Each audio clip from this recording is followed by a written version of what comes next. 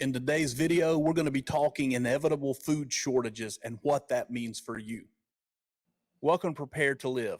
Just here in my office today, and I wanted to send out this quick video just to let you know some happenings of recent days. Just a couple of 3 weeks ago, India banned the export of non-basmati white rice. India is the largest global producer of rice.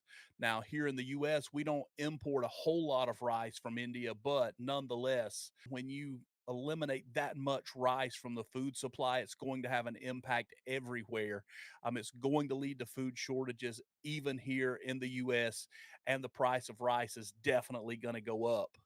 Also, in that same time frame, Russia pulled out of the Black Sea trade agreement, which really meant that they were going to allow ships in and out of the Black Sea to transport goods across the world and even into ports in Ukraine. Ukraine is one of the largest producers in the world of corn and wheat and the largest producer of sunflower oil.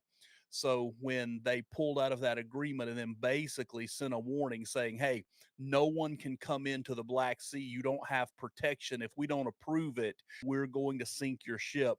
It is going to create food shortages. There's going to be a shortage of corn. There's going to be a shortage of wheat and wheat products, as well as a shortage of sunflower oil. Now, what does that mean? That means that the price of corn and corn products is going to go up. That means the price of wheat and wheat products is going to go up. That's flour. That's all things. Wheat is an additive in almost all processed foods because it has been a cheap filler to be able to insert in other foods. So those prices are going to go up of those foods. And also sunflower oil. Sunflower oil is just going to become almost impossible to get. So if you use sunflower oil, you need to go ahead and get that. But it's also going to drive the price of all cooking oils up. So when we begin to look at that, let's take a deeper look at what it means for you and what you should do. Number one, you should go ahead and be stocking up on these goods. Go ahead and buy some extra bags of rice.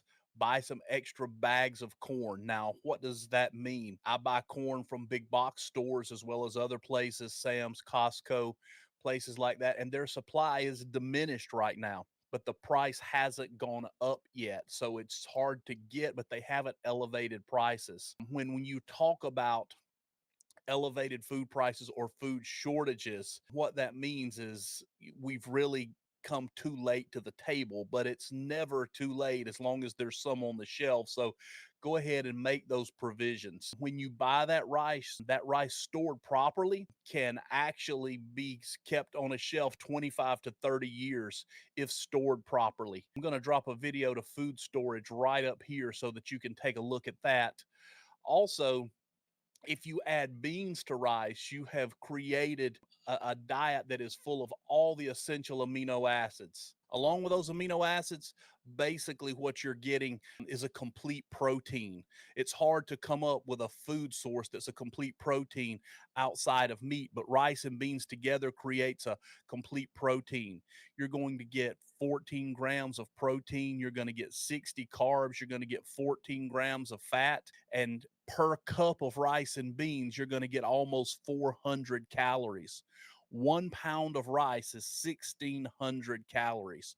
If you're not sure the math or you're not sure where to start on food preparation, we have a resource for you, a free emergency food calculator. All you need to do is follow the link in the description. That's completely free. It's going to give you a detailed, itemized list of everything that you're going to need to do. It's going to put a plan in place so you can begin to build your food reserves. What makes this a little different is it isn't just a list. You actually input your criteria, and based on those parameters that you give it, it's going to produce the list for you based on your family size, the age of your family, and how long you want to survive. So go ahead and use that free calculator there. It's a gift from us to you. Now, when it comes to corn, I store feed corn from the feed store. Really, corn, our body can't digest storage corn without carrying it through the nixtamalization process anyway. So, if you're not familiar with nixtamalization, we're going to be dropping a video in the next couple of weeks on that as well. And it basically transforms the corn into something that is digestible from our system. And feed corn is just as good as anything else you can buy. And you can get that, although price has gone up, it's still relatively cheap as a food source. And you can get that at any feed supply. You can get it at Tractor Supply, anywhere like that. You can get 50-pound bags of corn. And again, stored properly, can last you 20 years, no problem if stored properly. The other thing is wheat and flour. Now, whole wheat grains last longer than flour. They're going to keep longer than flour. But a lot of people don't know how to process wheat. It's hard to do. If you don't have a grain mill, you're not going to be able to process that wheat into flour. So the options are either to buy a grain mill, and listen, all these things that I mentioned, I'm going to put links for down in the description below. You either purchase a grain mill, an electric one or a hand cranked one, or you also store flour. Now, we store both wheat berries and flour. We store both. And under the proper conditions, stored properly, wheat is still going to last you a very long time on the shelf when you remove the oxygen and store it in Mylar bags and food grade buckets. It's going to last you a very long time. Then we also have a shortage of sunflower oil. So you need to go ahead and be storing some oil, but make sure your oil, especially, you're putting it into a rotation system, because oil, even sealed, will go rancid. It's good for maybe 3 years. So store some oil, but then put it in a rotation system so that every time you use some of that oil, or you use a container of that oil, you replace a container of that oil, but then you put it in the back of the line so that the first in is the first out. You always want to be consuming your oldest oil. Now, the reason that we stay up to date on preps like this is that we have people that scour the internet. We are always vigilant about things that are going on in the prepping world, in the homesteading world, because we create resources, data, and information for both the prepping and homesteading world. And as a result of that, we always hear about these things and we see these things relatively quickly when they come onto the stage. If you want to stay abreast, if you want to stay up to date about food shortages, about things that impact the prepper and homesteading communities, Second Amendment, all of those things that impact the prepping and homesteading community, you can also follow that link in the description and get on our platform, our observation deck, where we send out emails to all of the people on our list so that we keep you up to date, so that you can be one of the first to get to the store, to be able to begin to store those things and give you a forecast of what's happening in the future. When we heard about India banning rice supplies, we were actually doing some food distribution over in Honduras, on a little island off the coast of Honduras.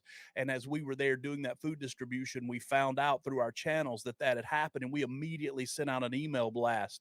And within 2 days, all of the Costco's and Sam's around where we live were out of rice.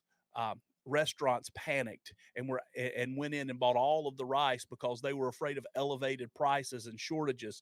If you enjoyed this video, I have another video right here on this card. I want you to click into that video. I believe it's going to be enjoyable. If you enjoyed this content and you haven't yet, go ahead and subscribe and ring that bell. Give us a thumbs up and then just comment, hey, good video. If you didn't like it, just comment terrible video. Until next time, just remember, we're all growing and learning. This is the Chief with Prepared to Live. I'll see you on the next video.